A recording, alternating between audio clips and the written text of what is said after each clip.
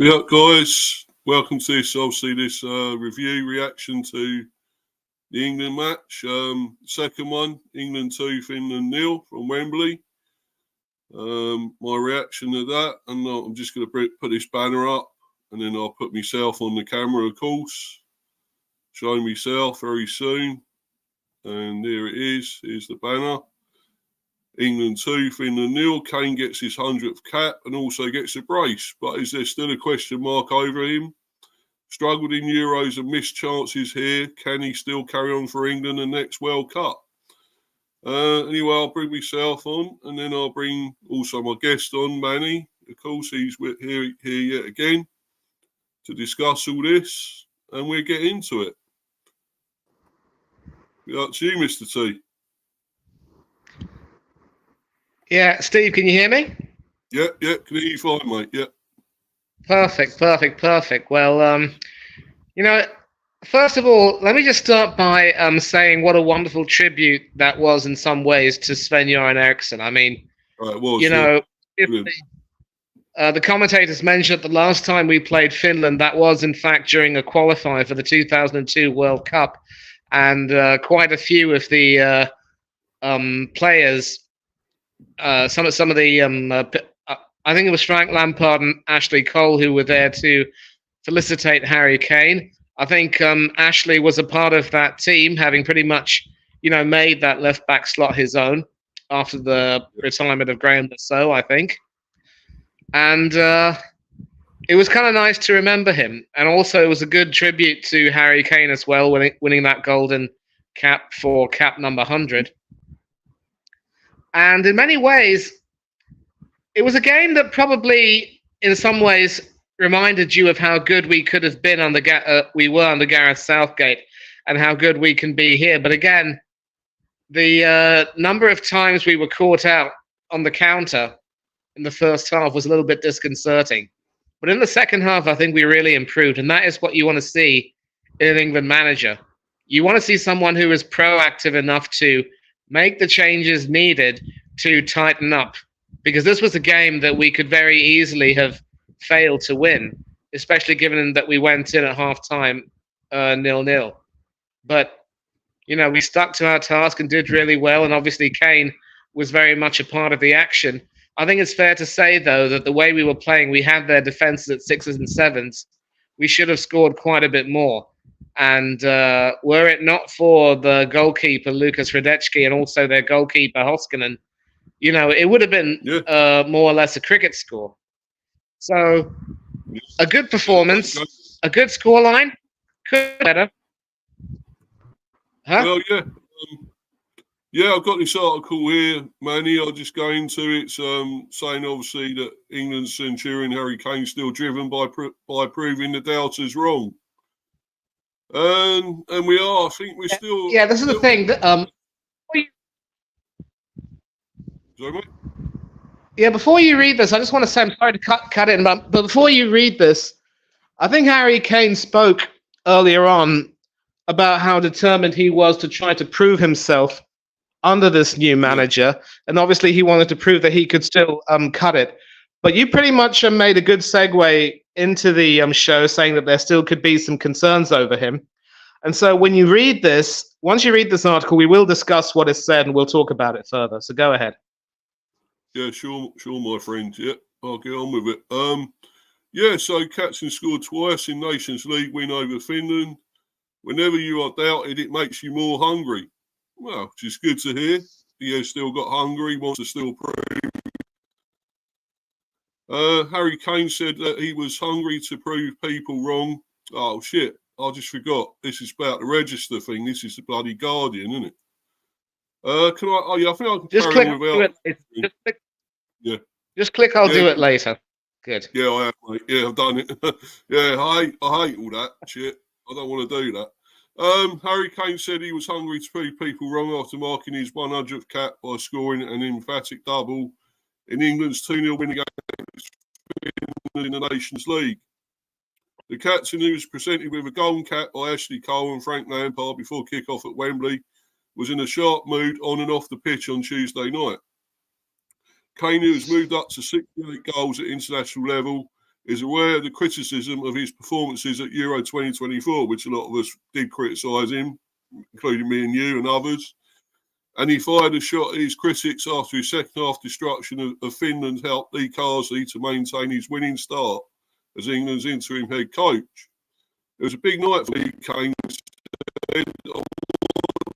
Score goals and help the team. Whenever you are doubted, it makes you more hungry to prove people wrong. I always back myself to score goals and I am excited for the future. The manager has come in with a great energy, talks a lot about freedom and attacking and hurting the teams. Of course, there is room for improvement, but a great start for him. Kane, who shrugged off being substituted before he could complete a hat-trick, explained that he has been fueled by criticism throughout his career. It helps in general, striker said. I've always spoken about when things are not going your way, using it to motivate you. Carsley praised Kane, who hopes to reach 100 goals for England. Harry took his goals really well, the manager said. He fully deserves all the plaudits. What I've noticed this week is he is highly motivated to play for England and score goals. To have a centre forward like that, hopefully it continues. The victory maintained England's dominant start in Nations League Group B2, boosting Carsley's hopes of securing a job on a permanent basis. I definitely don't feel comfortable still, the 50-year-old said. I've been out of my comfort zone. It's been enjoyable, but we have had to make sure every single day we are producing high standards. We've been fortunate to get 2 good results, and it's about building on that now. Angel Gomez, the Lille midfielder, caught the eye on his first start. Angel just performed the way we have seen him perform for England over the last 2 years, and that I have worked with him, Carsley said. The benefit of it now is everyone has seen it. He's more than capable of controlling games. We have seen a player capable of controlling the game. He's a very good asset for us. Carsley said he does not plan to contact the Arsenal defender Ben White. Good. About returning to the squad before the camp next month. Good. We don't want him there, surely. Nobody wants him there. Anyway, nobody Manny, except gooey-eyed Arsenal fans who think he really is the bee's knees, you know. Yeah, don't mention the bees when it comes to that bloke, mate. I don't want to know. But anyway, no, but yeah. So, what do you make of all that, anyway, Manny? Well, let's take a look at everything. I mean, obviously, he got a lot of stick for his performances in the Euros, and now he comes up here against a Finland team. I mean, let's face it, this was the same Finland team that got pasted 4-1 by Wales in the European playoff semi-finals. And, of course, we all know that Wales failed to qualify after losing to Poland. Against them as well. San Marino scored against them as well. Yeah.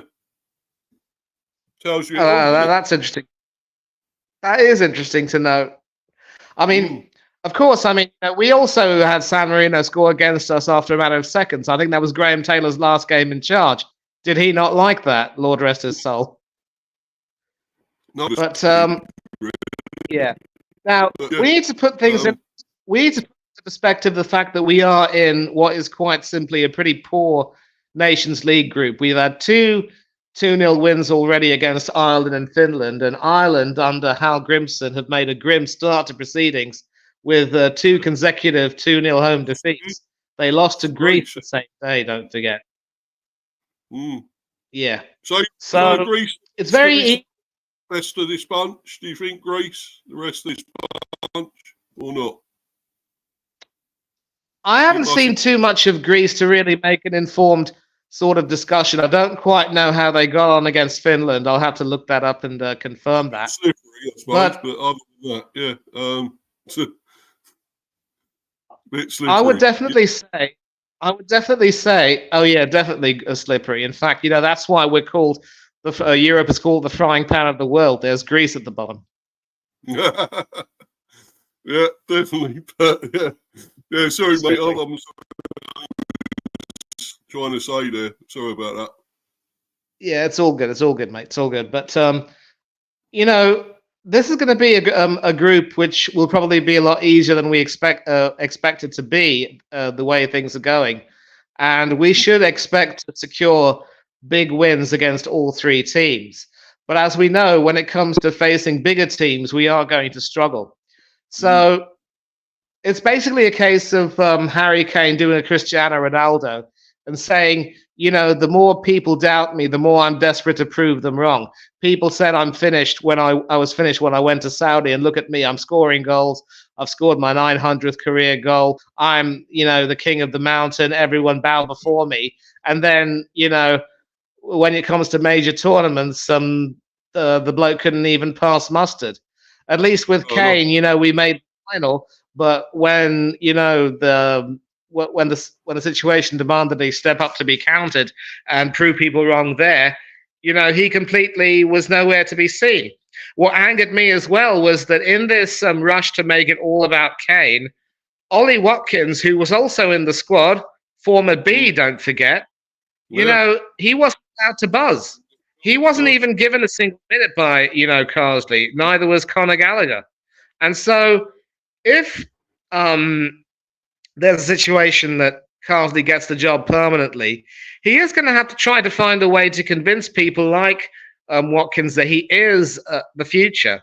And Kane, both you and I pretty much agree on Harry that the way things are going, we just don't believe that he can step it up against the bigger teams. And if we have a situation where we try to qualify for the World Cup and we do qualify, but we still don't do as well as expected, I mean, Keane, I'm pretty certain that Harry Kane and Jordan Pickford will retire from England duty, as will a few others.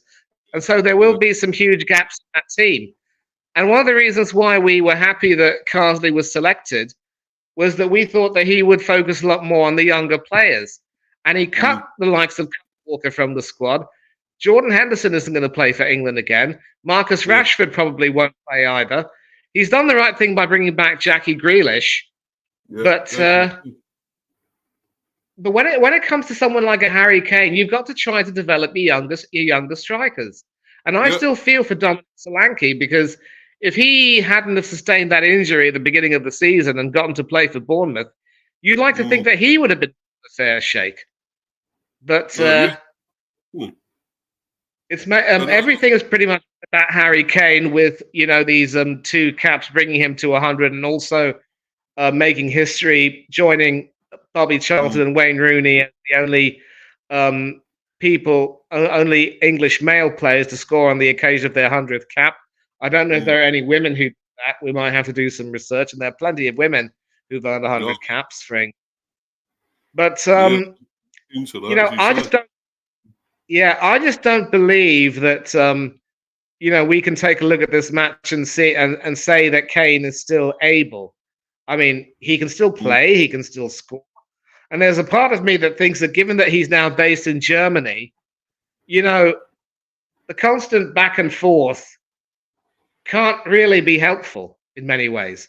And this Finnish team have a situation where at least a few of their players are playing in the United States. So imagine how difficult it would have been for them to go back and forth. And I like this one for keeping it real, Chelsea. Use Kane for the group stage games while he goes for the knockout rounds. I don't even know. But I don't even know, JPT, who put the chat in, if Kane can even be trusted to play the group stage games, because it would the equivalent would probably be like asking Cristiano Ronaldo to play in the group stage games and have him come off the bench for the knockouts. And I just think that if you're a player, if you're getting older, and you know that you can't quite produce your best against the bigger teams, you will start to realize that maybe you just can't quite hack it anymore.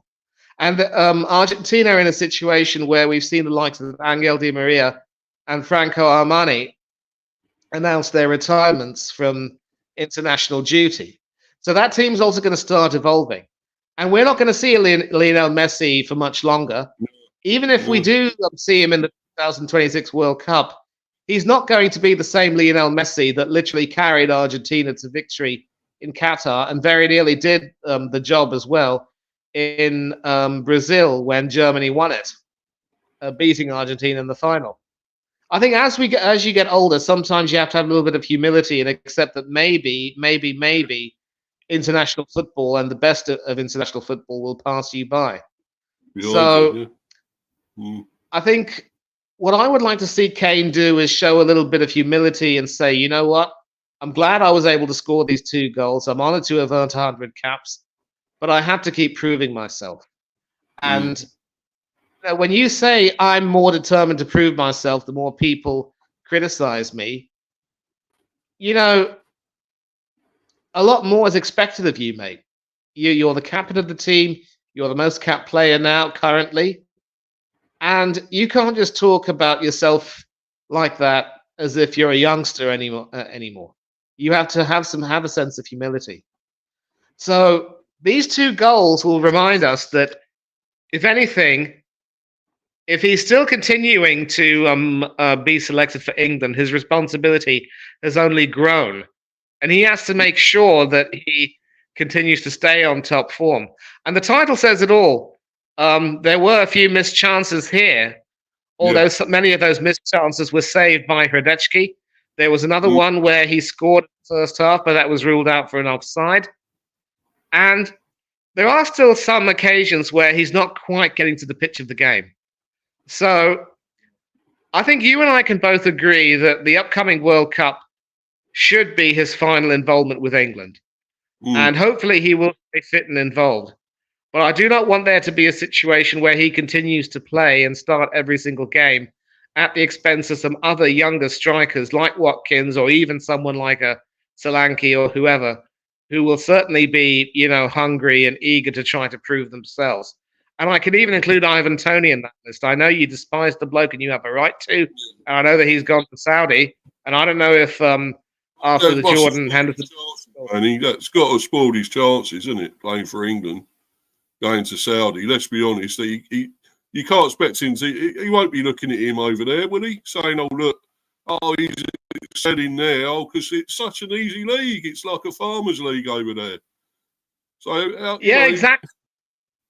Exactly, and after what happened with Jordan Henderson, who moved over there thinking he was going to be, rolling in the dosh, only to leave with his tail between his legs, not a penny to his name, you would think that Tony wouldn't think of it. But maybe he feels as though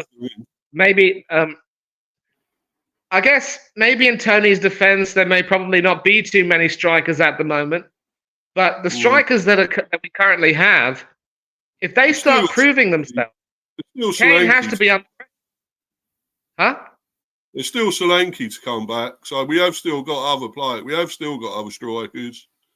You got Exactly. Watkins, you got Solanke. There are a few others, isn't there? There are some others. Absolutely. In the Premier. I'm trying to think of the rest, to be honest, but there are others. It's not easy because a lot of actual strikers, and most of them are foreign, aren't they? Is the problem as well. So where do we find our other younger strikers? Where do we get them from? Is the actual problem there? Who's producing them? Who's producing these strikers that we can get? For England. Can you think of any, Manny? Well, maybe if Dominic Calvert-Lewin starts scoring more for Everton, he could force his way back into the reckoning.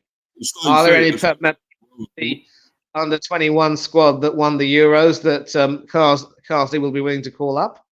I mean, he's already got a few of his players from that squad in this current squad right now. He might as well, take a look at a few more and see if they can't do a good job either. Yeah. What do you make? Has anyone really impressed you here? Stood out as this Angel Gomez made you stand up and take notice? Think he's really good, or the usual Mainu? I thought has done well again, Mainu, and obviously some at the back. What I was going to do, I've got an article actually about Rico Lewis, obviously as well here. I'm going to put up, so maybe we can talk about him actually. Going into what he done. So I'm going to put that up now and take this banner down, obviously. What did you make of this Rico Lewis? I mean, he looks all right at City. I think he's always done a fairly good job there whenever I've seen him. It says Rico Lewis plugs in and offers new perspective on old left-back problem. The Manchester City defender showed the influence of Pep Guardiola as he flummoxed Finland at Wembley. New vibes, new toys, new roles, and perhaps even new rules. And yes, the more familiar sight of Harry Kane banging in a couple of goals and wheeling off to the corner flag in that slightly leaden jog of his. Less a man who has just scored for his country and more a guy who has just secured quite a good parking space. Good, here we go. Register. Shut up. Piss off.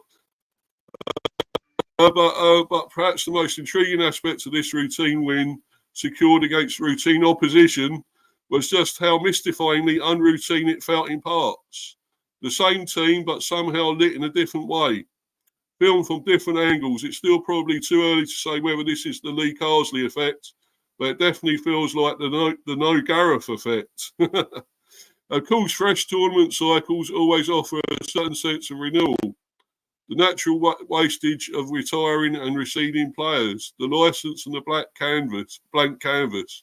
But England's first home game for 8 years without Gareth Southgate in the dugout was still a vivid culture shock. A new combination on the left, Jack Grealish at number 10, a 24-year-old from Lille in central midfield. Noni Madueke, who I thought was good, on as a late substitute. Turns out another future was possible all along. One that didn't require Kieran Trippier at left wing back. We're not going to relitigate the whole Gareth era. You don't need that kind of tedium in your life. But these two games have already exposed the heartbreaking triteness of this whole handbrake on, handbrake off discourse. A dialectic that basically hounded Southgate for the last 3 years of his reign until it finally sent him mad. The choice here was never between simple attack or simple defence, but between new and old angles of approach, between a fresh pair of eyes and the same eyes. So instead of shuffling Trent Alexander-Arnold in and out of various roles, you give him a chance to nail down the right back slot and are rewarded with his best display in an England shirt. You give Anthony Gordon the keys to the left flank. You give Angel Gomez a look. Not all of this is guaranteed to work or does work, but at this stage of the cycle, the ambition is the thing. The real revelation was a left back, although this is really a laughable, inadequate way of describing what Rico Lewis does. Like all the best Pep Guardiola products, Lewis could frankly be a central midfielder or an inside forward or a false nine or a pitch invader. What matters is that this is a player who could scarcely be less aligned with the lineage of his position, with the Kenny Sansons and Ashley Coles and Chris Powells and Steve Guppies who came before him. What happened to Stuart Pearce? Yeah. Shame on you. Yeah, forgot that one. The first indication that Lewis was not going to be your ordinary left-back selection came early on, when he took the ball with his back to goal in an advanced area, and as he laid it off to Declan Rice, indicated where he reckoned the 60-cap international veteran should play the ball next. Lewis is still 19, but already seems to conceive the game in the abstract, to possess the coach's sixth sense for where the spaces might open up. There was a nice 1-2 with Grealish and a run where he rode two changes and a deft combination with Iberici Eze late on. But essentially this is a player who just plugs in, who makes sense of tight spots, who offers a different wavelength, a different tempo. Watch him for a full 90 minutes and it's remarkable how much of the game he spends walking. It was actually Southgate who gave Lewis his debut last November against North Macedonia. But for all of his many apostate qualities, this is a position Southgate has largely seen in canonical, literal terms, the defender who plays on the left. So it's Luke Shaw or Ben Chilwell. And when you can't pick them, a right back like Trippier or Ashley Young. Lewis lasted one game giving away a penalty, and promptly being dispatched back to the under-21s. But elite football, particularly at club level, has given fresh life to the fullback role. No longer do they cleave faithfully to the touchline. No longer are they understood primarily in terms of their defensive function. Lewis wants to develop into a central midfielder one day, and fair enough, it's probably what he should want. The reality is that in the ultra-fluid modern game, it probably doesn't matter. Maybe Lewis makes this position his own, maybe he doesn't. Maybe Carsley gets the permanent job and maybe he doesn't. But it's a measure of England's evolution that 4 games ago, England's left-back was Trippier. And now it's a teenage wonder kid who can be literally anything he wants. No fixes and no answers just yet. But it's a new perspective on an old problem. And for now, perhaps that's enough. Would you go as far to say he's a teenage wonder kid, Lewis? I'm not so sure. Not really, no. I mean, he's getting more games at Manchester City. He's proving that he is capable, but he needs to do a lot more than that, I'm afraid. And obviously, you know, this is an example of how Carsley wanted to try to move on, because you will remember, of course, that for the Euros, we had this ridiculous problem where Luke Shaw was the only left-footed left-back we had. Chilwell was having some problems, of course, and you know, a few others just weren't really good enough. And Shaw wasn't even fit. So we had to literally play with someone like a Trippier for the majority of the games. We even had Bukayo Saka at left back. And at times it just looked completely disjointed and ugly. And it was only when Luke Shaw came back into the picture that we looked better. But, you know, Carsley has decided that he wants to try some more options and say, you know, why not consider Rico Lewis at that left back position? Yeah. And he does. He offers some promise. He offers some possibility. But again, you can see that when Jonathan Lear talks about the influence of Pep Guardiola, you also see Lewis effectively, you know, doing the Binchenko role of cutting into the midfield and not really overlapping so much. And you know, maybe that does provide a new approach, and maybe that could be used to our benefit. But more often than not, we see that, you know, the inverted approach, unless you're really able to make sure you are comfortable playing that system with fluidity, it just doesn't really work. And even the well, how do I even put this? I mean, obviously, you know, it was good to see Trent perform much better at right back, and we've always said that he can't defend for toffee. I think maybe Carsley has given him that much more confidence. If you also notice against Ireland when we played, I think we had Levi Colwill at left back. In the second half, particularly, Chidozie Ogbene. In the second half, Chidozie Ogbene was, you know, giving him all sorts of problems and making him look like a duck out of water. And we were actually screaming for him to be hauled off by Carsley. And that Ireland game was him not being proactive, but this Finland game saw him become a lot more proactive and a lot more, you know, dynamic in terms of making sure that that we didn't, you know, we didn't lose any of the pressure that we had on them. And we didn't allow ourselves to get lackadaisical at the back like we were in the first half. And Lewis played his part. I'm not going to say otherwise. But it is still too early to even consider him to be a potential solution. Not until we try some of the other examples, other players that we have who can offer something to us in that position. So, you know, there is some promise. If he gets picked and if he's able to develop on that, all the better for us. But still very early days. And that's a problem that will take some time to finally solve. Many of the managers who always don't get it right on their first attempt. Mm. Yeah, it is. I still think it's looking more promising though with these players he's brought in. And yeah, okay, most of them, a lot of them are from the under-21 squad he had, and obviously they won. What was it? They won? Was it the Euros? I think they won. Was it a couple of years ago? Yeah, and It was the Euro. yeah. So you know, he's obviously he knows what he's got with them. He knows what they can do. You know, he's managed them before and got them to success. And I think obviously, you know, he's brought them in. Some of them here. I thought Ed Wakey was good when he come on. I rated him. I thought he done really well. You know, and I thought he was good, obviously, for Chelsea recently as well. Of course, got that hat trick in that game recently as well. He looks really talented. I think he looks a good player. And obviously, as he came on again, he had one or two chances. I think probably could have scored. But other than that, I thought he done okay. I'm trying to think of the obviously Bowen, of course, came on again. I'm glad that he's got Gordon out there. He's got that pace. He's got something, and he had that left back, right back on toast. Is it right back or left back? I can't remember now. Left back, sorry. On toast. Yeah, he's on the left, isn't it? So, yeah, he had him on toast.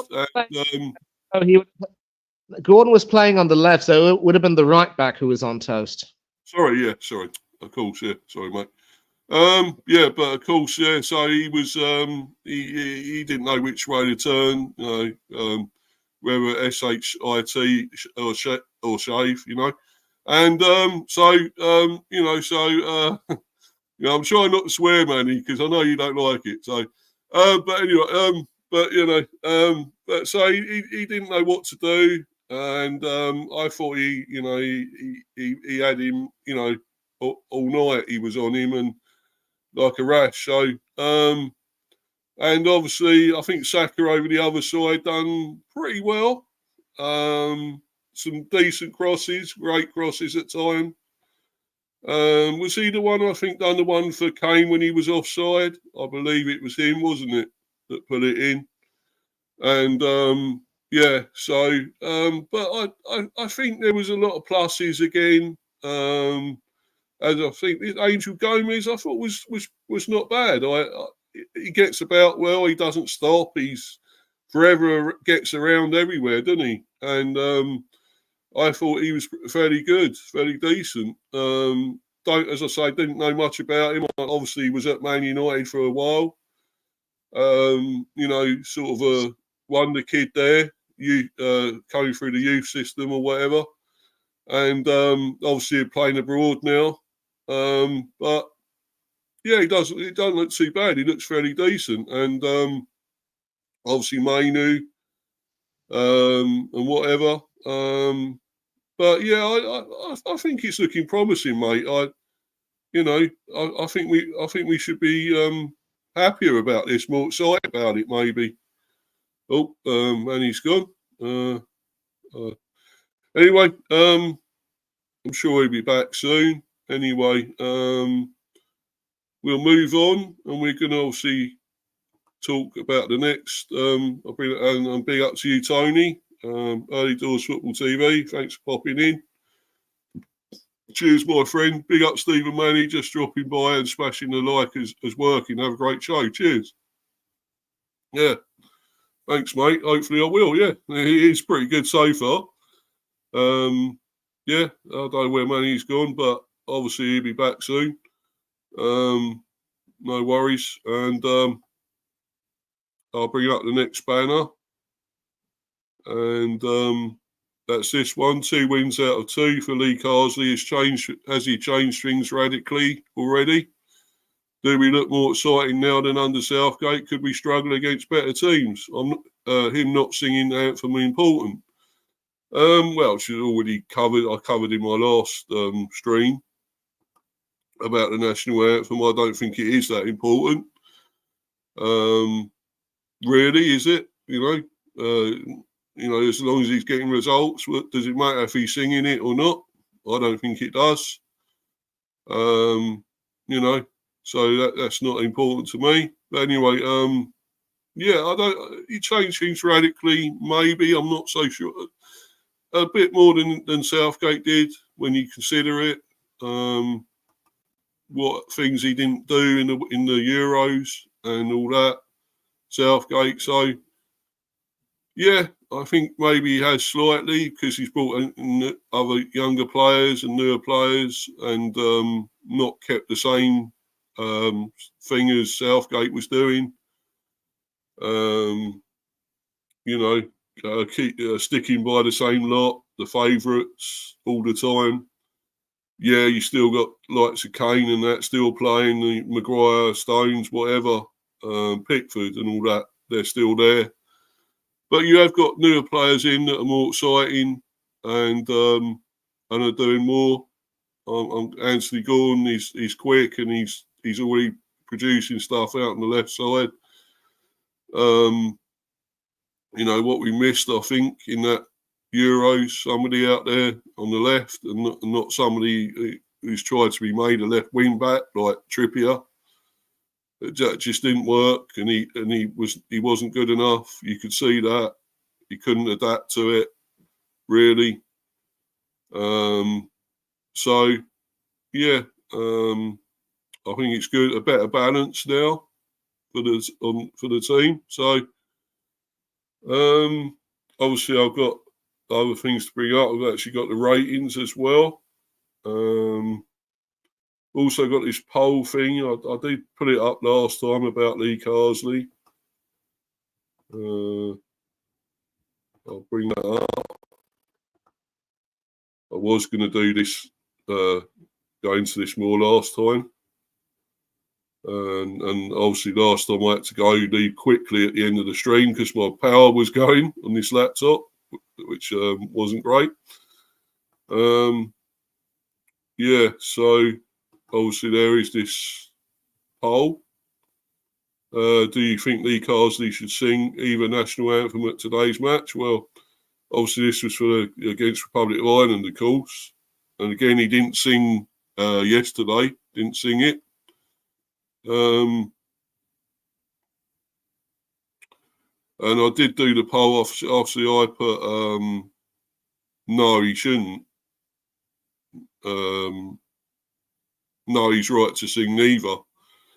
And what was that? I think that was 40.1%.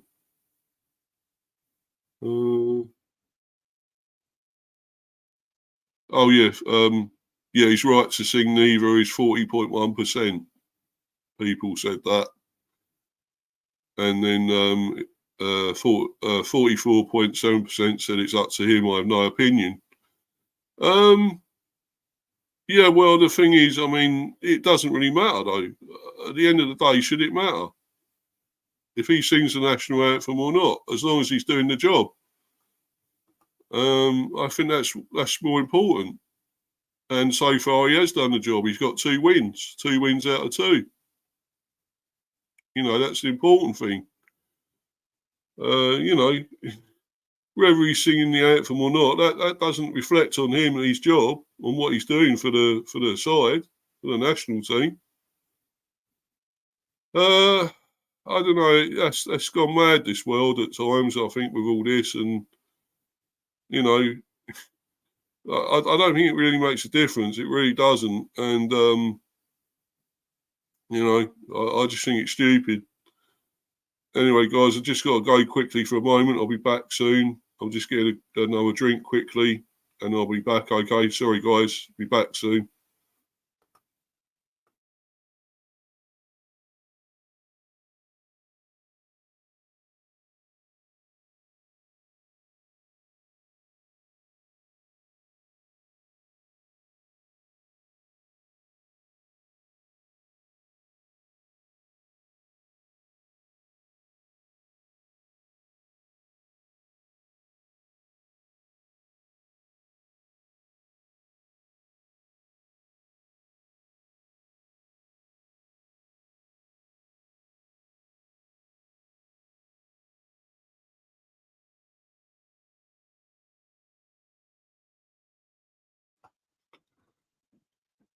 Cheers, guys. Yeah, thanks, guys. I'm back now. Sorry about that. And obviously, we will carry on with this. As I will come back to this later. Obviously, I'll discuss this more with Manny when he comes back and want to get his opinion on it. But obviously, this thing about could we struggle against better teams? I think that's possible because I don't think. I mean, we've had some. These are easier teams. These are not the biggest teams in the world. Republic of Ireland, were a very good team at one stage, especially under Jack Charlton. But you're going a long way back with that. Got the Icelandic manager now.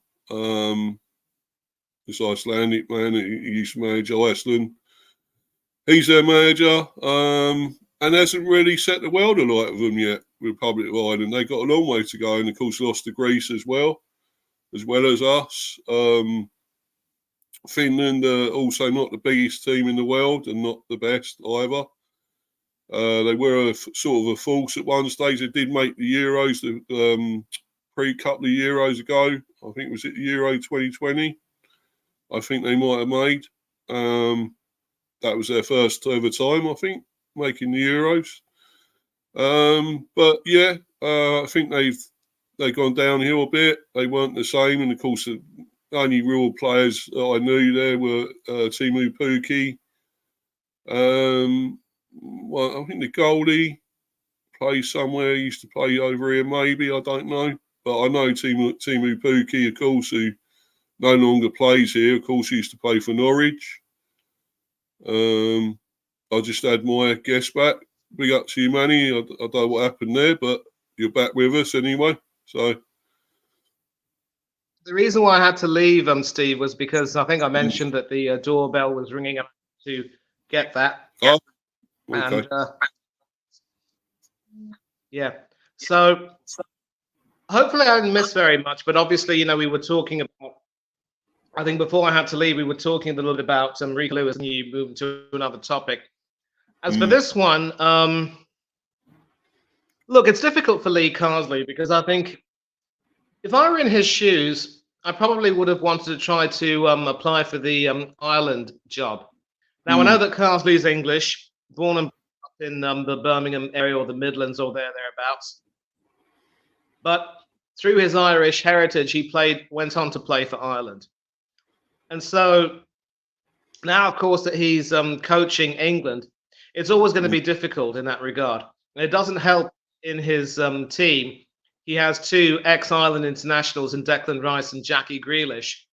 Obviously, under such a situation, especially given that his first match was back at Lansdowne Road, now of course called Aviva Stadium for sponsorship purposes, it couldn't have been easy. And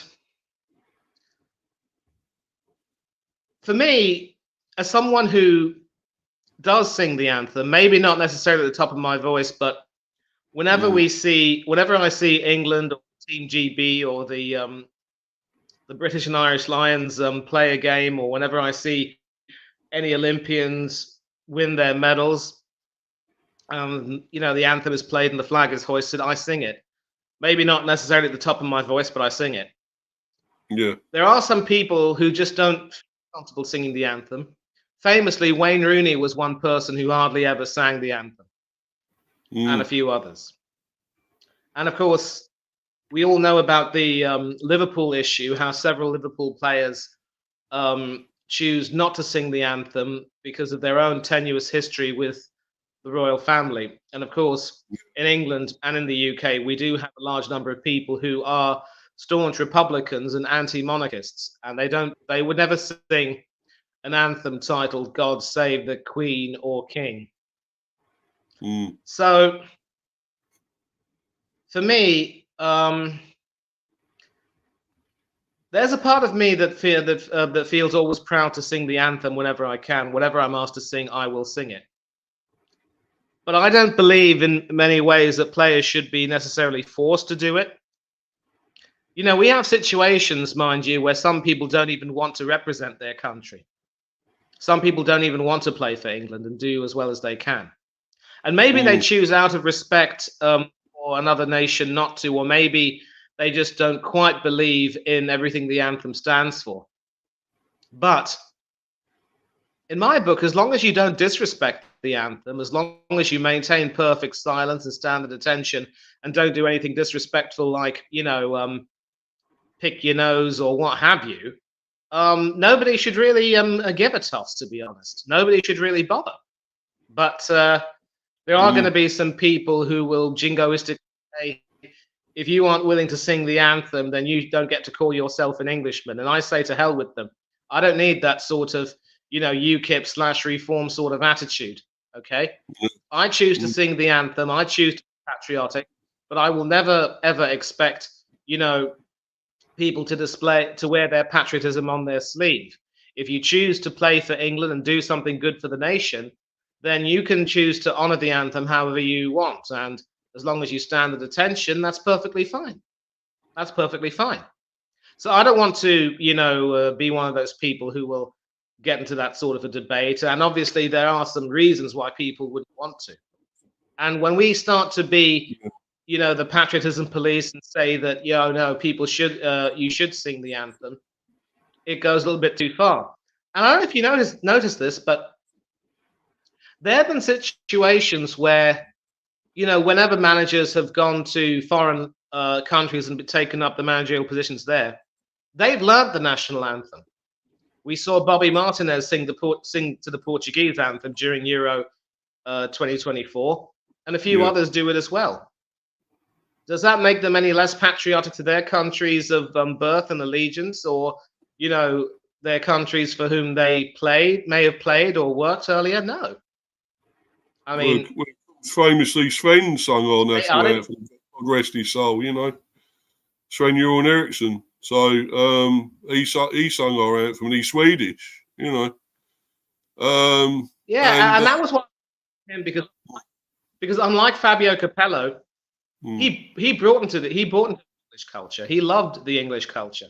He spoke good quality English, of course, as a Scandinavian. Fabio Capello was an absolute disaster. And I don't even think he would have even bothered to learn our anthem. I don't even know if he bothered to learn English, to be honest.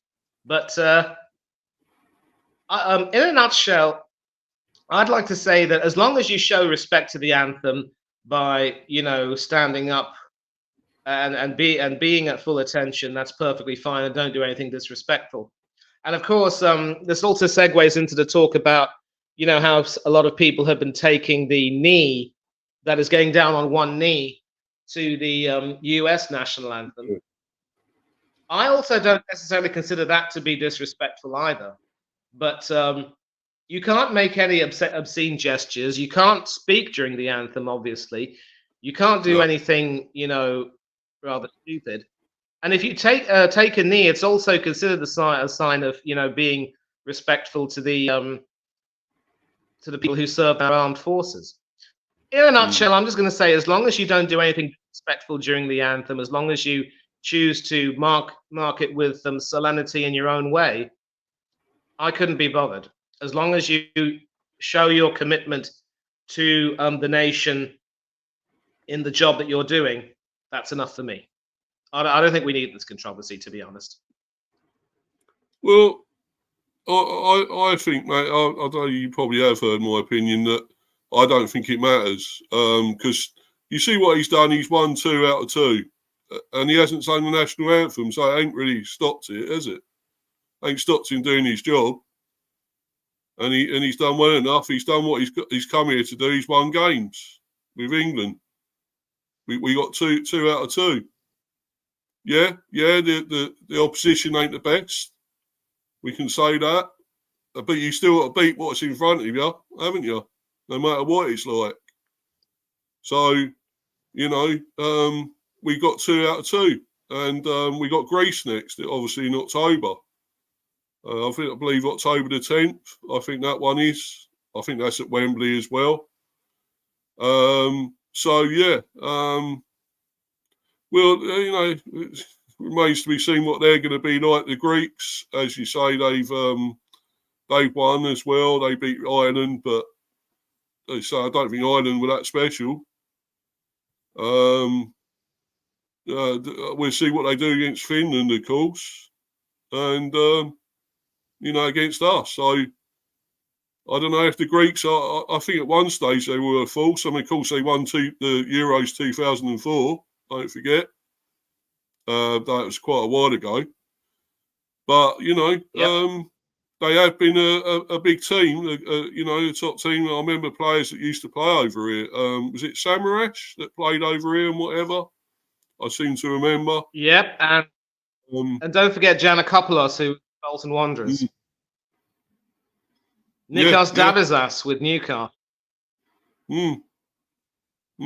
There's been a lot of famous Greek players that played over here. So, I don't know if they're quite the force they were though. But maybe they might be tougher. We might have more of a challenge against them.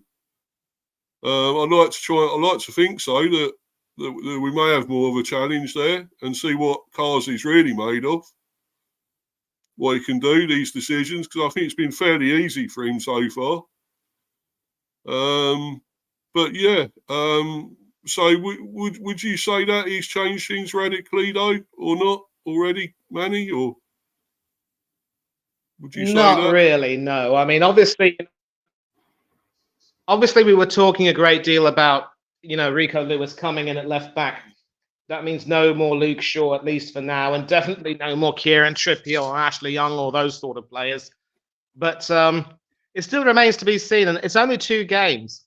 And in as much as we might be happy in some ways to see that quite a few members of the old guard are not involved for now, a lot can change in the blink of an eye. And given that there's a month to go before our next Nations League clash, and the World Cup qualifying campaign also has to come into the picture, there will be opportunities for some players to force their way back into the reckoning, or for some other new players to come in. And heaven forbid, if some of these players do manage to end up getting injured, we could be in all sorts of problems. I mean, you take a look at Arsenal.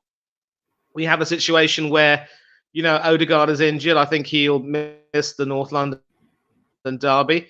Mikel Merino obviously won't be playing because he's still injured, and he didn't play for Spain over this period either. And there are quite a few players who, got injured for other teams, maybe not so much for us. I mean, Konsa did go off on the hour mark, I think, with a slight problem. Hopefully, for Aston Villa's sake, he'll be fit because, that defense needs all the reinforcement they can get. But, I think he's quite well. It's too early to judge when he's changed. So, mate, can you say that again? You went off there. You were saying? Go ahead.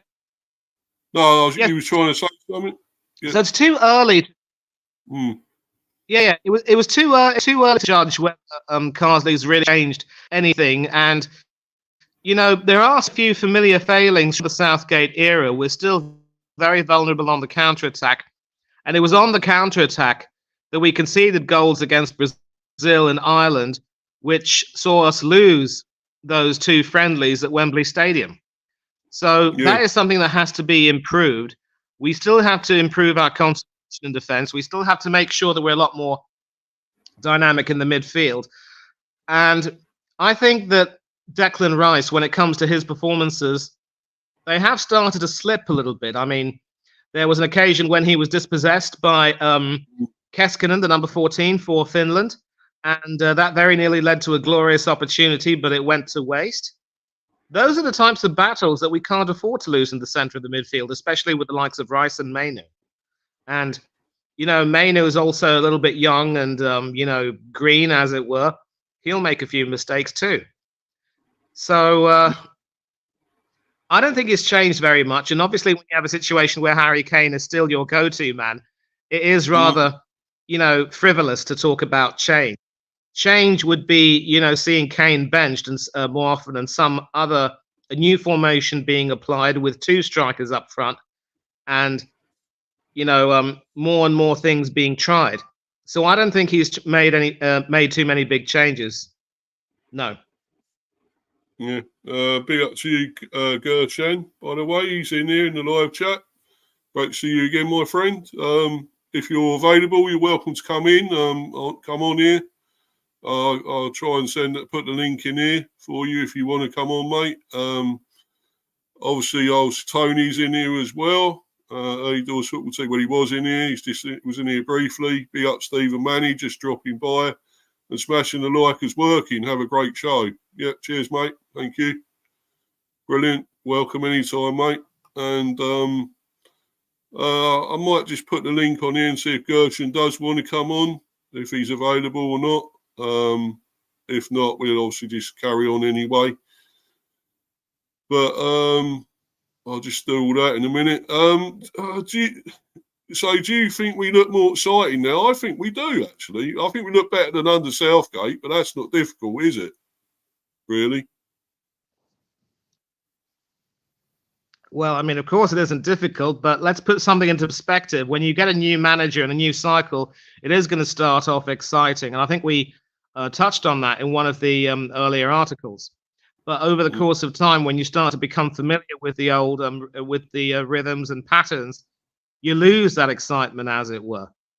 We had the same feeling of excitement under, Gareth Southgate, and then a few years later, we said goodbye to him, and we're glad to see the back of him. But it's a question, really. It's just a question, really, of keeping things in perspective and saying that he has to be given a little bit more time to work his magic. And I think we can really only make some sort of a judgment after these Nations League group games, for instance. Let's see where we are. Let's see how we perform on a more consistent basis rather than rushing to a snap judgment after 2 games.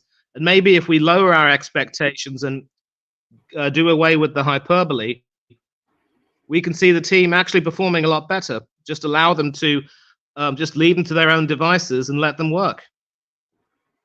Yeah.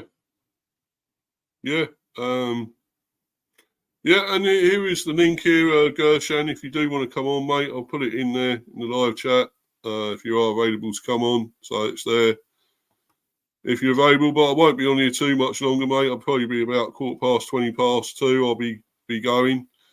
But obviously with, I think we are looking better. I'm glad that I think there's more of a balance there now in our team, especially with Gordon there on the left. I think that's a lot better. I like what I see there. The runner, and the thing is with Kane, is we know he keeps coming back, so he keeps going back into his own half. And if he does that, you need runners, and Gordon is one of those. He will make the runs, and so if he's doing the pass, Kane, he's got to have somebody on the end of it, which is Gordon, or over the other side, say you got Saka or anything like that, or one of the other midfielders. So I still don't like Kane coming back. I don't think he's good enough. I don't think he should be doing that. I think he should stay up front. He's not quick enough to do that now, either. I mean, he's not going to get into position. He's got to be in a position to get on the end of the cross. So he's made the pass to Gordon, and he's not in the box to get on the end of the cross. So I really don't understand that. I've never understood that with him, why he has to do that. It's a real bugbear of mine. I don't know why he has to go. Can he not be told, and how old is he now? He should be saying, oh, look, I should be up front, not going back all the time. 31? Is he 31? Harry Kane, I think now. Yeah.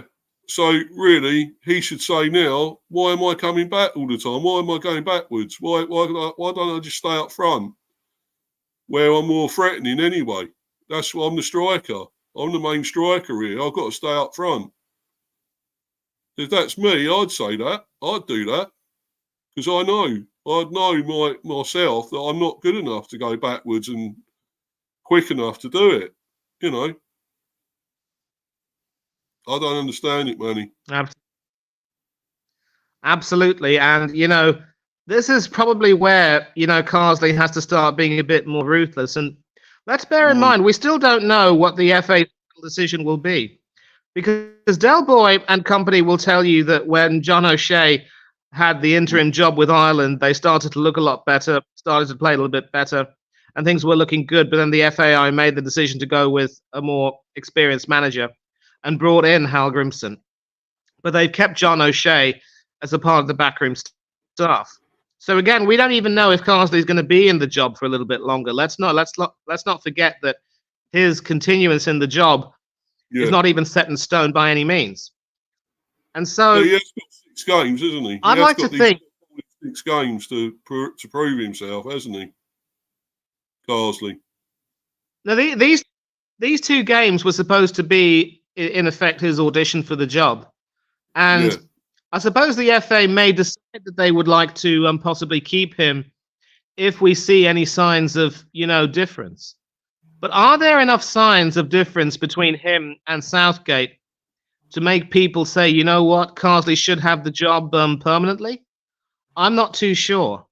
And, we can't just use these 2, let's face it, easy wins in the Nations League to make a snap judgment like this. Of course, the time will come when we will have to make a judgment whether or not we, stick with him or, just twist and cut him off. Yeah. Maybe in some respects, if a new comes in, he'll keep Carsley as a number 2, or Carsley will just go back to managing the under-21s and keep his staff with him, and the new guy will have his own, ideas. And if it does come to pass that the new manager comes in, mind you, then it could very well be that Harry Kane might decide for himself that, I don't want to have to keep proving myself to another new manager if the new manager will probably have ideas of wanting to go in a different direction. We don't even know what's going to happen here. We don't even know if Carsley's actually going to have the job. And obviously, you've got the question, could we struggle against the better teams? I think we will still struggle unless we really show signs of improving on our mistakes. The one thing which gives me hope is that in the second half against Finland, we tightened up defensively, and Finland never got an opportunity to hit us on the counter ever again. In the first half, they were looking like causing us a lot of problems. So I would say that nothing is set in stone. We need to make sure that we take everything as it comes and be prepared for any inevitability. If Carsley stays in the job, great. If he doesn't stay in the job, we'll have to make sure that we deal with that and cross that bridge as and when we come to it. Yeah. But from what you've seen so far, has he put himself forward as a really good candidate? I mean, I know you said previously that you think he should do the job. You feel he's right for this job. Do you still think that, or do you think there's anything here that makes you think even more now that he should get it?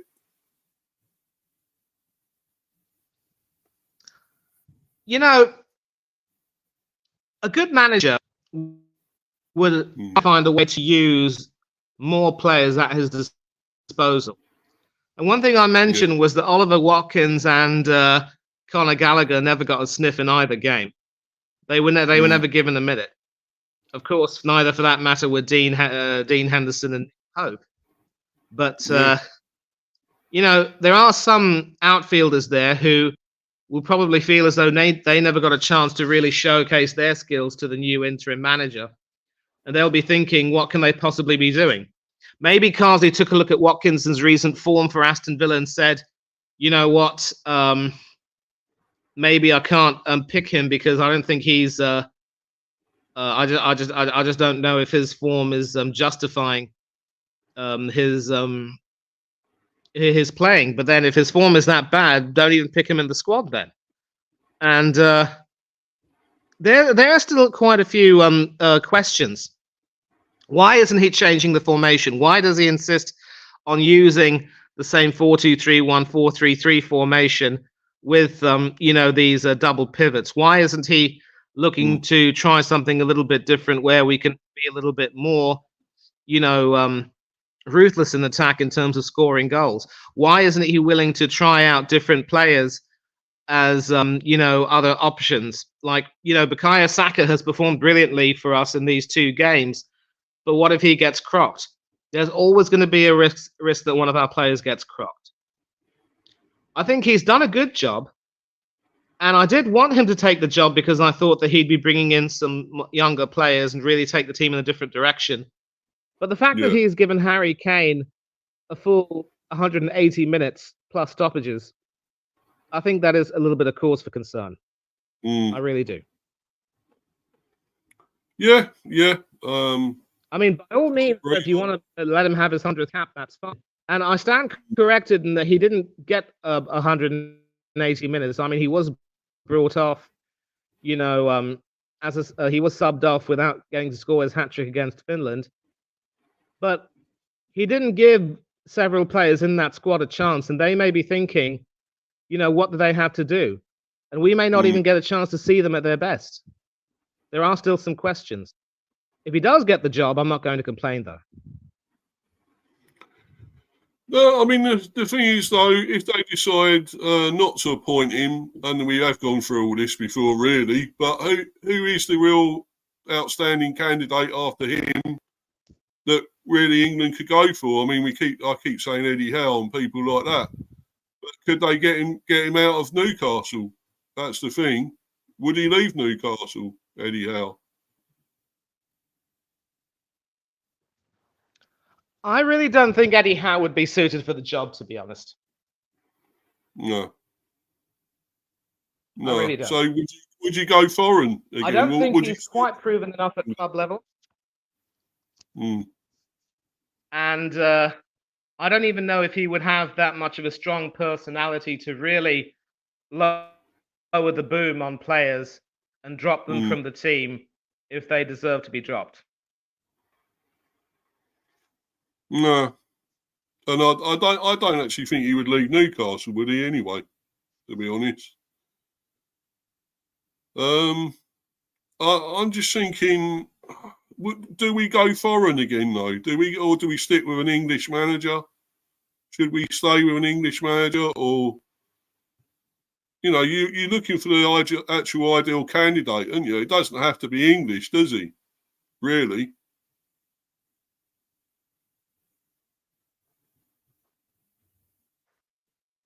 Annie?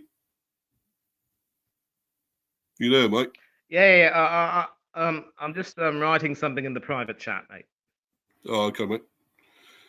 No, but I just think, I mean, who could you go foreign-wise? Could you go maybe Tuchel? Somebody like that? The foreign manager? Oh, Tuchel is a person I do like. And I remember saying that, he does have the ability to get the team to do well in big competitions.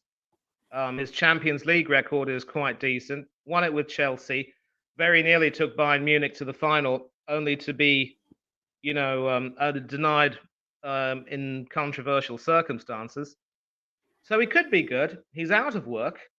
And maybe he'd fancy that sort of a challenge. At least, he won't have to keep answering to these ridiculous billionaire owners who will scrutinize his work on a weekly basis. He can have a lot of time between games to, reflect on what's going on, and maybe the pace of that would suit him. So that would be good. Now, I'm going to try and just, exit the stream and come back because for some reason I can't hear you clearly. Hopefully, if I come back, things will be better. All right, Steve? Yeah, sure, my friend. Yeah, go for it. Yeah.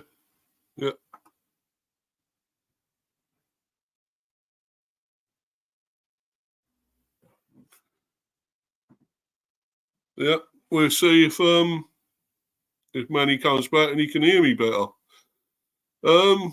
Anyway, obviously, I think we've discussed the manager enough now. I think for the time being, it's Lee Carsley.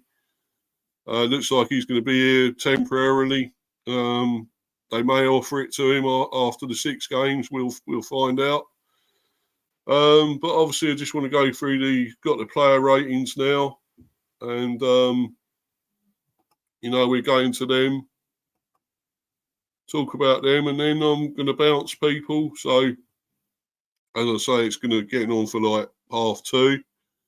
So I'm not going to go past 2:30 with this. I think it's over an hour, of course, 1 hour 10. But yeah, obviously we'll do the player ratings, and when Manny comes back, we go through them better then, obviously. Right, England player ratings versus Finland. Never write off Harry Kane. 3 Lions captain celebrates century of caps with brilliant brace in Nations League victory. The Bayern Munich striker enjoyed an almost perfect night by firing his nation to another win under interim boss Lee Carsley. Harry Kane might not have had the best European Championship, but Tuesday was his night from start to finish. The captain was the Wembley crowd on the occasion of his 100th international cap, and with his whole family watching on, he demonstrated his true striking prowess with a finishing masterclass in the 2-0 win over Finland. Kane thought he had scored in the first half, but his header was ruled out for offside. He kept pushing to break the deadlock, though, and after a fierce battle with Finnish goalkeeper Lukas Hradecki, he ripped the net with a thunderbolt early in the second half. Once England had deservedly taken the lead, they looked far more easy, and Kane helped himself again with a precision finish after a defence-splitting pass from majestic Trent Alexander-Arnold. Interim coach Lee Carsley has 2 wins from 2, and he's staking his claim to become England boss on a permanent basis, meaning he should be able to enjoy many more Kane goals from the dugout. Goal rates England players from Wembley Stadium. Right, so we'll start off with Jordan Pickford, and if Manny's back, no, he's not. Yeah, he's there. We'll bring him back on, and we'll go through these ratings and see what we think if we would go for the same score. Manny, you're back in time. We're there for the ratings now. I'm doing the ratings. Yeah, he can hear me. Right, great. Yeah, I did the right thing by back. I can hear you clearly. So yeah, I have come back at the right time, and I'm happy. Yeah, we moved on to obviously the ratings now. This is from .com, obviously, so I don't know how biased or unbiased they are, but the goalkeeper, obviously Jordan Pickford, 5 out of 10 they've given him. A passenger, as Finland had no shots on target and put him under no pressure when he had the ball at his feet. Pretty much fair, I would say. Didn't offer that much up. They're actually he gets a 5, but there actually was an instance, mind you, when he had the ball at his feet, and Pukki actually did dispossess him, but because he couldn't control his footing, the ball went out for a goal kick. And he didn't really have a big save to make, though, and this was probably one of his easy clean sheets on the night. So yeah, he gets a 5. That's perfect.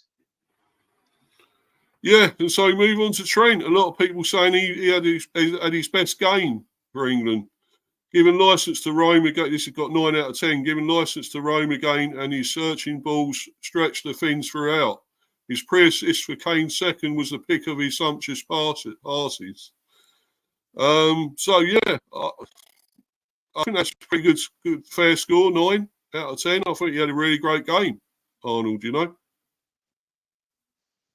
Yeah, I mean, the nice thing about him was that he didn't show any defensive weakness either. I think if you use him as he's meant to be used, as someone who can sort of invert a little bit, but also focus a lot more on his defensive ability, then maybe Carsley for now does seem to have gotten the best out of him. But I should again stress it's early days. But he looked good, and he wasn't weak defensively, although. Let's be fair. Attack was not the best. No, there weren't much of a challenge there from anyone up front for the Finns, was there? So, no. So yeah, I think that was a good enough score. I agree with that. I think he probably did have his best game. Some fantastic passes, long range and short range. So yeah. Ezri Konsa, of course, as we know, got injured, but they gave him a 6 out of 10. Used his strength to stop Finland's occasional attacks, but was forced off after pulling up in pain for the second time. That's right. I thought he'd done fairly well when he was on. Do you think that's about right, that 6 out of 10? It is. I like Konsa. I think, he's taken to playing for England like a duck to water. And he's everything that Ben White will never be. Simple as that. And of course, as an ex-B himself, I'm sure you've got good memories of him. And definitely. Yeah, so he obviously is a who doesn't, he's not very demonstrative. He doesn't really make any outlandish statements, but he works very hard on his game. He takes everything quite seriously. And I'd like to think that once Maguire makes way and Stones also departs, the likes of him, Geehy, and others will have big roles to play for England in the future. Yeah. Unfortunate that he was off with an injury, but he'll have time to recover, and hopefully the injury won't be so serious that he doesn't play for Aston Villa this weekend. Because believe me, Unai Emery will need him. Yeah. Definitely, I agree. John Stones, 6 out of 10. Moved the ball seamlessly from defence to midfield. Do you agree with that as well?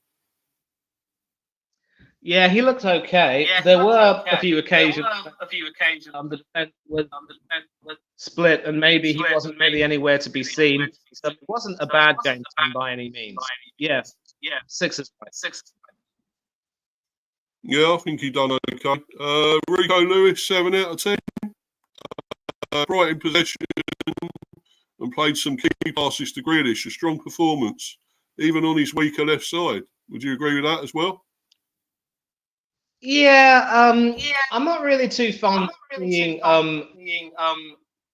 left backs who aren't left-footed, and his left-sided.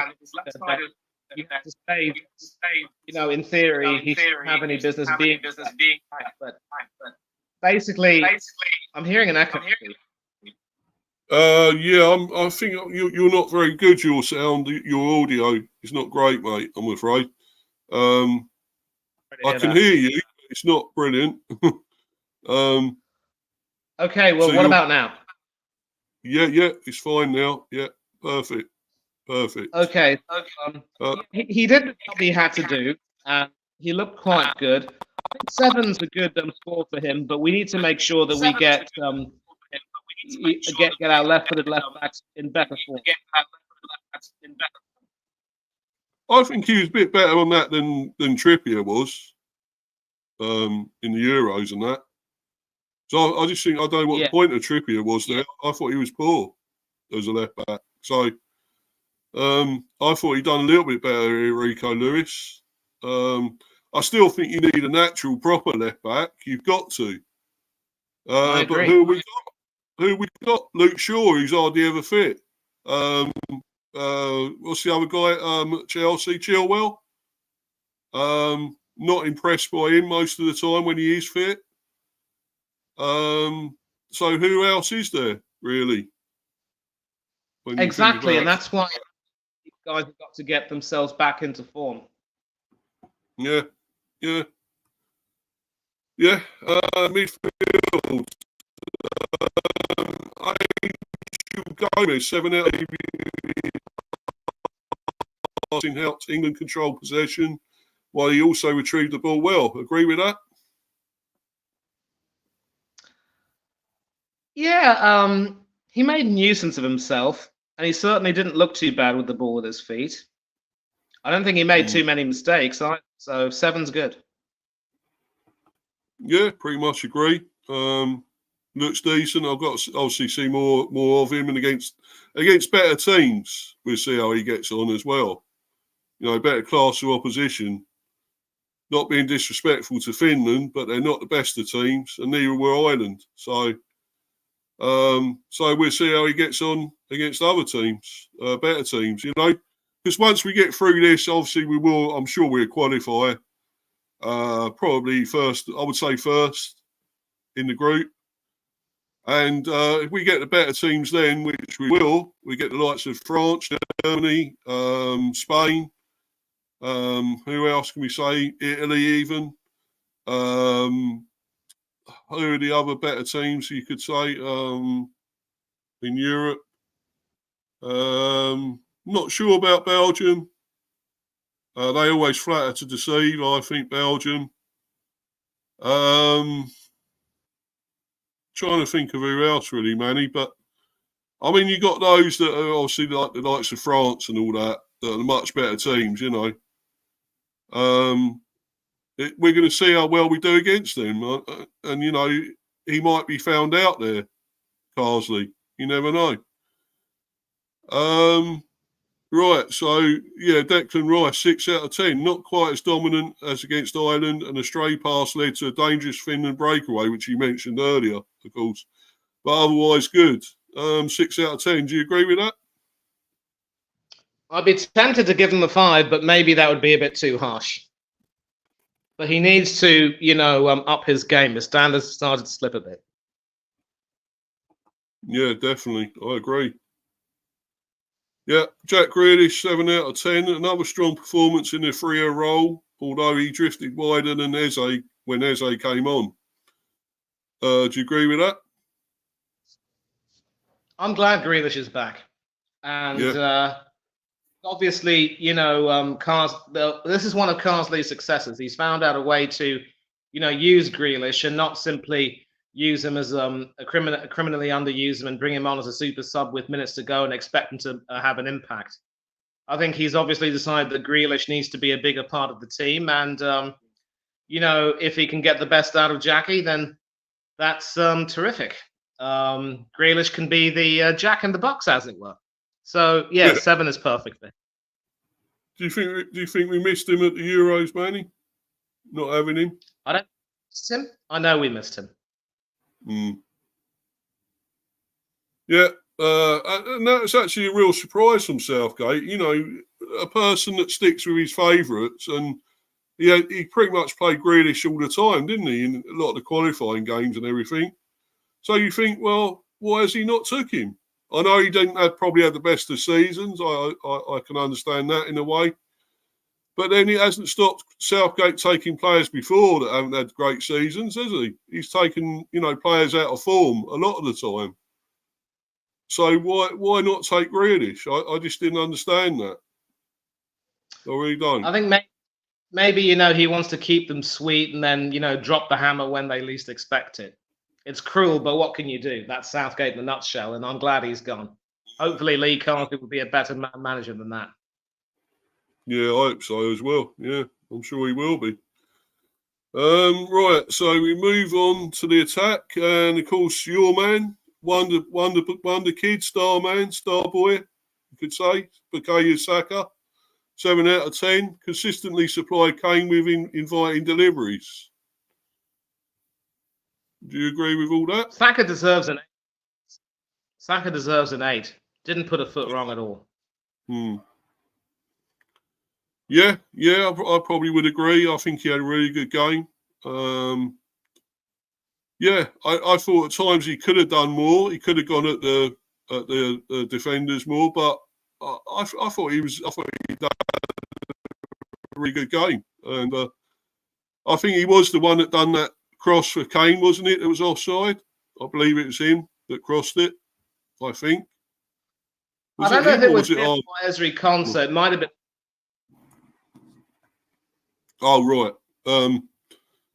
Yeah, but I think he put in a lot of good balls when he did actually get them over. I thought there was a lot of fairly decent crosses and stuff. He had a really good game, as you say. Probably an 8 would be better.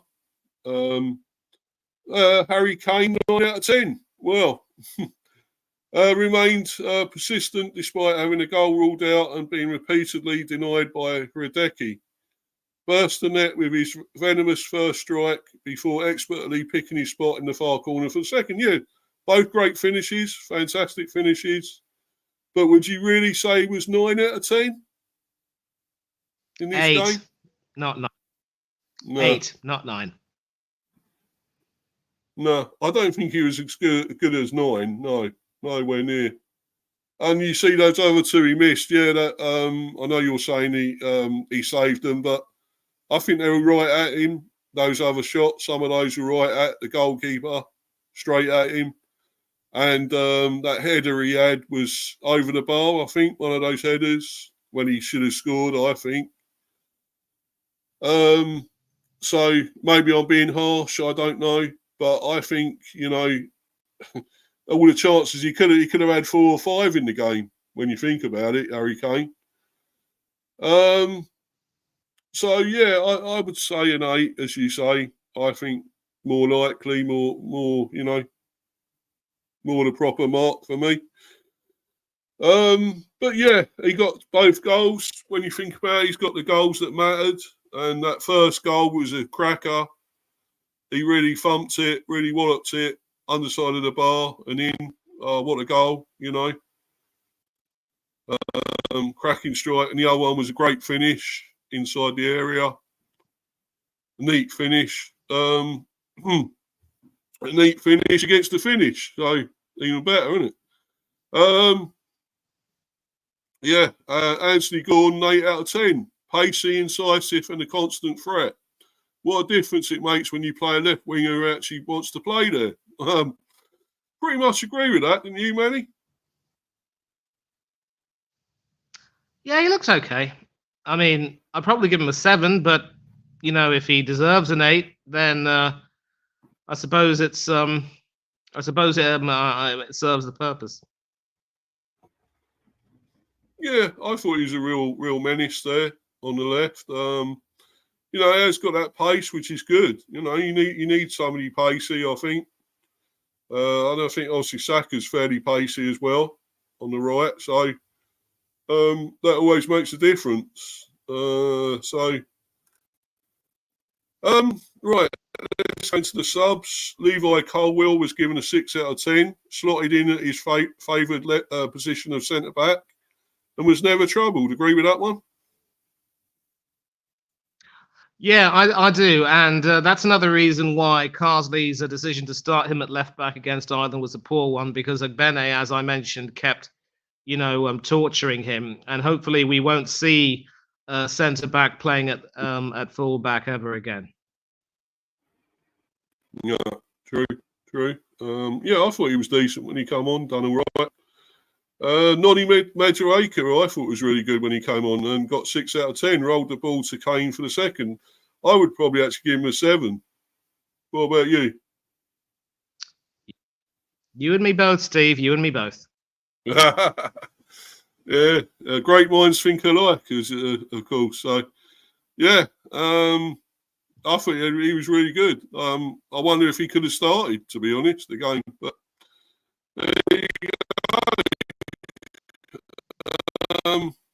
he looked great. I thought when he came on. I think he could be pushing for a start in the next games. Probably could start against Greece. Do you think? Maybe. Who? Madueke? Yeah, Madueke. Yeah. He could. He could. He certainly put himself into the frame to start. Yeah.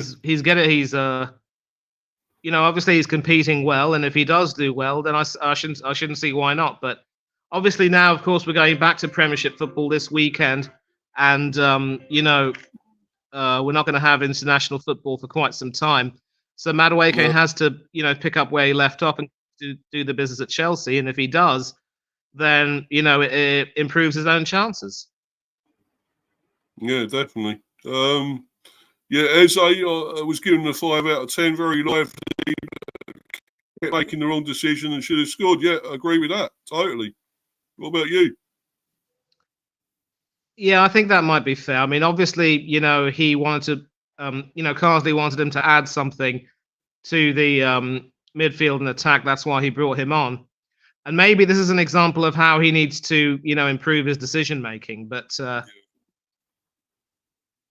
yeah, I mean, a 5 sounds. Maybe this will keep him on his toes. Yeah, I agree. I think he has played better than that. But anyway, Jared Bowen, he wasn't given a mark here. Do you think he should have a mark? Do you think he done enough when he came on? Had some joy down the right, but lacked the final pass. That's what they're saying here. Think he should be marked or not really? I don't quite remember for how long he came on. If it was for less than 10 minutes, then maybe the decision not to grade him is probably justified. But he is a fine player who adds a lot to any team he plays for, especially West Ham. And maybe, he also needs to be reminded to just just keep his just keep his nose to the grindstone and just keep working a little bit and just be a little bit more, patient with the way he plays. Yeah. Mark Gay, he had an easy ride in his 10 or so minutes on the pitch. I think he's already been impressive, fairly impressive for England. He played well at the Euros. I think he looks pretty comfortable there. What do you say to that, mate? Yeah, he does look comfortable, and obviously a lot of people have been very, very impressed with the way he performed at the Euros in the absence of Maguire, and he is one person who, if he continues to do as well as he's doing, he could end up, becoming one of England's best for quite some time. But still reasonably early days, and I just think he's also one person who needs to know not to take any kind of success or any kind of success for granted, really. That's what he said. Yeah, definitely. And Lee Carsley, 7 out of 10. Faced a far sterner test than Ireland, and Finland's low block caused him a headache or two. But his team kept going when what they were doing and were actually rewarded. So, I thought, it was 0-0 in the first half, wasn't it? So Finland pretty much done a job on England in the first half, didn't they? Keeping it to 0-0. Yeah, they did. They did. Do you think that's about the right score, the right sort of rating he's got there? 7 out of 10. Lee Carsley. Yeah, I think it is. I think it is. And just a reminder that there is a lot of room for improvement and room for him to, do a little bit better. And of course, let's not forget that we still don't know if he's going to take the permanent job. If he does get the permanent job, then that's perfect. But there is still many a slip between the cup and the lip, as we always say. Yeah, but he's done what he's been sent there to do. He's been put in there to do, and he's won in the 2 games. They got 2 games out of 2 wins out of 2. So really, he's already done a bit of a job. Right. But there is, 3 more matches, isn't it? 4 more matches, sorry. So yeah, we're going to see obviously what happens now. Yeah, we'll see at the end of it. But yeah, it's still good for England. We're in the driving seat. I think we should top that group, don't you? Would you agree with that, Manny? We should. Anything less than that would not be would be sort of nothing short of an embarrassment, really. Definitely, but yeah, we're also going to go in a minute, guys, because obviously gone well over an hour now. I wasn't going to do this long, but it's 1 hour 34. But it's been really good. Had to go in had to do the review for this and talk about this. So, and I'm glad you've been able to make it on today, Manny. I'm glad you managed to make it. So, I know obviously you've had problems with your laptop and everything, which is a shit. I don't know if you're going to get a new one or you're going to get it fixed or what. Do you know what you're doing with that? Or I'm get it fixed, and it's not really my laptop; it's my PC. It's the tabletop computer. Okay.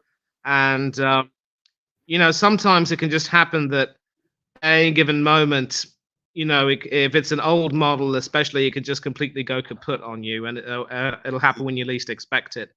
So I'll try and fix it. Push comes to shove, I'll have to get a new laptop anyway for work or what have you, but we'll cross that bridge when we come to it. Yeah, not exactly cheap these days either, are they? That's the problem. But no. But yeah. Anyway, mate, I'm glad you did make it on. And can you shout out your socials? Where can we find you, mate?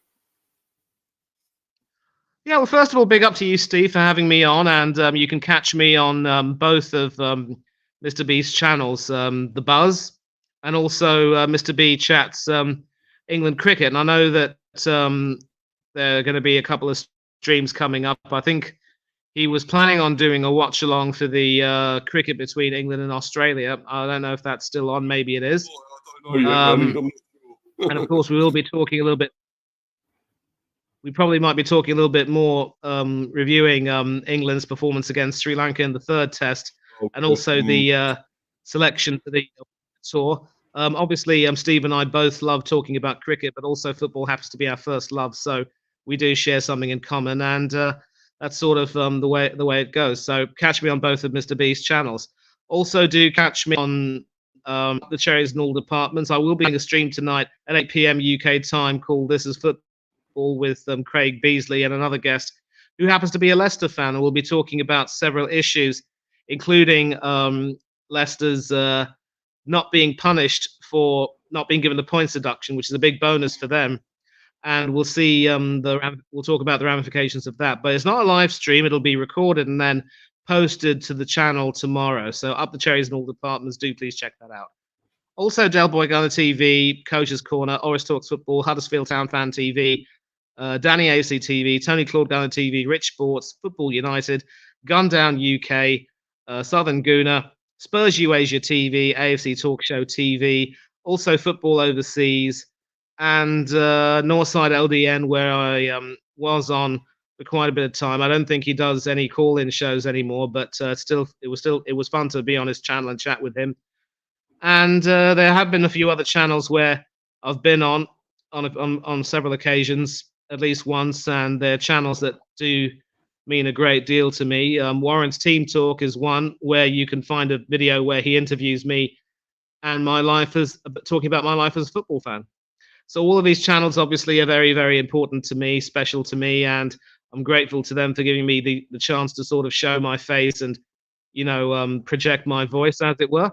The voice of the radio, as Steve says. I don't think it's that good, but if he thinks that it is, I'm happy. Great and voice, if people don't believe me when I tell them that they're important to me, as always, there'll be a check in the post. Yeah, and I keep saying that many times. One of these days, I'm going to have to actually writing these checks so they can be cashed by you lot. There's nothing much else to say except with the international period over. It's back to club football. I know a lot of you are looking for that, so just look forward to the rest of the week and the weekend. Obviously, enjoy yourselves. Be safe and be happy. Take care, and just don't do anything that Steve or I wouldn't do. Big up as well to everyone who joined in the chat and dropped by to say hello. Hope to see you again very soon. And as it is, I'm going to have to split, so I will definitely see you soon. And stay happy. Cheers, everyone. Yeah, cheers, Manny. Take care, my friend. Take care. Have a good one. You too, mate. Thank you. Yeah, cheers, mate. Yeah, so as Manny says, there's got a lot coming up. Cricket. I probably won't be doing a watch along now. He mentioned that, but I'll have to let him know now as well. But I don't think I'll be doing the watch along tonight. It's obviously England and Australia, the T20, the men's. But I'll probably do a review for that tomorrow. Reaction thing along with it, because obviously the women are playing as well. They're playing Ireland in the the 1 day tour, whatever it is at the moment. So I'll do that reaction thing for that as well tomorrow. I'll be on my cricket channel, of course, as Manny's already mentioned. Mr. B chats England cricket, and obviously this one, Mr. B Hive Football Chat, and obviously Mr. B chat talks England cricket. So yeah, keep following me on there, keep smashing the like, subbing if you're new. You're enjoying it, please keep subbing. Hope everyone's enjoyed this on playback or obviously live if you're watching it live, or obviously people in the live chat keeping it real Chelsea, which is JPT. Thanks, mate, for coming in, and Early Doors Football TV, which is Tony. Obviously, go and follow his channel, great content, West Ham fan. Go and follow him. Gershon Singh Sangar as well. Thanks for coming in, my friend, as well. And yeah, as I say, there's plenty of content coming out. As I say, the cricket ones will be the reaction for the England and Australia game today, which is about 6 odd, I think about 6:30, 6:45 today. That one. So, and the women's, which is about, I think about 2:45. I think it's already started. The ODI playing Ireland, of course, the tour there, and obviously we will also go into the cricket from the other day, England and Sri Lanka. Of course, England lost the third one, but won the series 2-1. We're going to go into that a lot more. I think that should be all tomorrow. We're doing all these. I'll be doing all these. The England, my cricket channel, which obviously Manny will be hopefully be able to pop in as well, hop on and help me with that, as he usually does. And of course got the preview for the City game. We got them. The Bees have got them at the Etihad on Saturday. Not really looking forward to it because I think we could be walloped there. It's Haaland FC, isn't it? Pretty much. So that's not going to be an easy one. We're doing a preview for that probably Friday. Maybe able to get a City fan on. Don't know. If I can find another City fan anywhere on here and he wants to come on, great. But if not, it'd just be me doing it as usual. But yeah, so watch out for that. That'll probably be Friday. As I say, there's loads of stuff, and there'll actually obviously be a reaction to the game, good or bad. If we lose or win, obviously we'll do a reaction no matter what. So that'll probably be Sunday or Monday, one of those two. And the Buzz, of course, next week. That'll be back again at my debate show. So there's plenty coming up, loads of stuff. So, check it all out, guys. And as I say, keep subbing and smashing the likes. And thanks once again to Manny as well for coming on. He's always a pleasure. He's always welcome. He knows that, obviously. And thanks to you guys again for supporting me and following me. But for now, I'm out of here. Goodbye, everyone. Goodbye.